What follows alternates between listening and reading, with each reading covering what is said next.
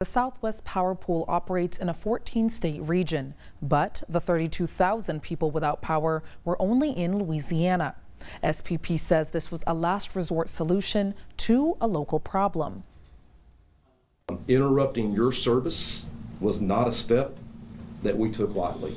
32,000 SWEPCO customers in northwest Louisiana were without power for several hours due to a forced power outage. The Southwest Power Pool says the blackout was a last resort. There were clear and direct threats to the reliability of the region's power grid that originated in this area and had to be stopped before they worsened. SPP says there was a higher than expected demand for electricity and a lack of generation and transmission facilities. SWEPCO was told to interrupt 140 megawatts of load. Had we not done that, those 32,000 customers could have been 300,000 customers, because what would happen is, and not to get too technical, is your transmission system that can't support what's going on would start doing what's called cascading, and it would start shutting itself down, and then it would shut generators down, and it could have been a long time before you could ever get the system back up. SPP says some generators were offline for maintenance, but President Nickell takes ownership for being off on their forecasts. We were off by about 170 megawatts, that forecast.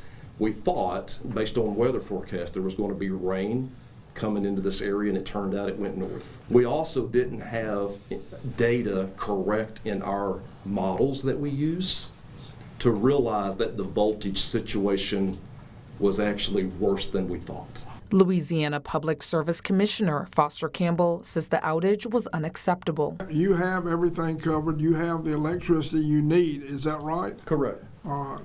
Well, make sure you do, because I'm not interested in any rolling brownouts. You'll know what's happening. You know about Louisiana. You know it's hot down here. He wants compensation for businesses who lost revenue during the outage. They represent 14 states, SPP, and it was on a little portion of Caddo and Bossier parish, and Webster parish was affected all the way up to Montana. So they got a problem. Let's fix it. I don't care how they do it, but I want it fixed. SPP says for the summer peak conditions, they expect to have sufficient excess generation, but outside factors like a heat dome or severe weather do pose a risk.